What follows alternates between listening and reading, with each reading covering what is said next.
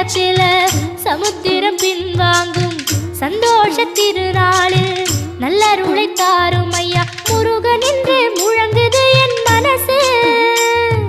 கடலை போல உன் கருணை பெருசு.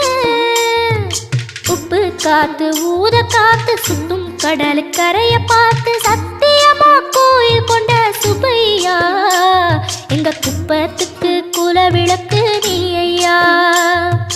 திருச்செந்தூர் ஆண்டவனே வேல் முருகா தினம் உனக்கு நன்றி சொல்வோம் மால் மருகா. திருவடியில் தவம் இருப்போம் திருமுருகா. தீர்ப்பெழுது நலமெனவே வடிவ